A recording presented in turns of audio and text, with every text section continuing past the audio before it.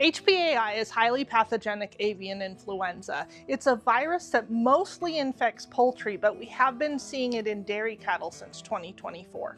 This detection in Cache County is concerning for the poultry in the area. It does have some impacts on the dairy cattle themselves. It will cause decreased milk production, fevers, the cattle will go off feed. And so there are some concerns for the dairy cattle, but generally it's mild. Unfortunately, when this virus spills over into our poultry operations, that's when we see high death loss and have to depopulate facilities. The vast majority of milk that's produced in our state is pasteurized, and there is no risk to people from pasteurized milk products. The pasteurization process destroys the virus.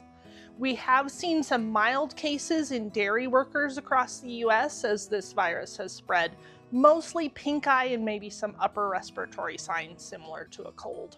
So in cattle, the most common signs are reduced milk production, fevers, cattle going off feed. They just don't feel very good.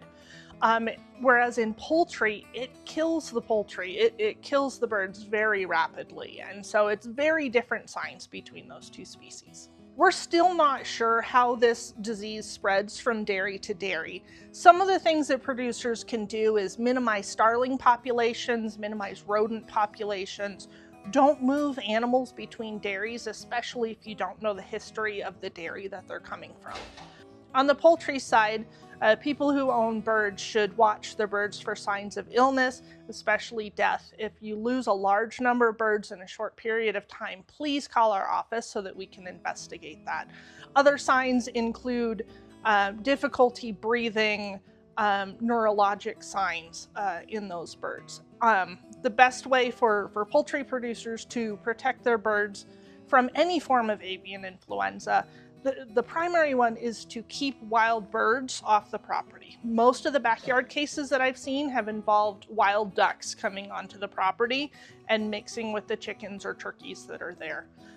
Any dairy producer that does have a positive test will be placed under quarantine, and they will have to have weekly tests until they are clear of the disease. While they're under quarantine, no lactating dairy cattle can move to other farms. They can still go to slaughter. Other animals can still move off the property. Milk can still be shipped to the processor. But we don't want those lactating cattle moving because that's the primary source of the virus on these dairies. For more information on this disease in dairy cattle, please visit our website at ag.utah.gov.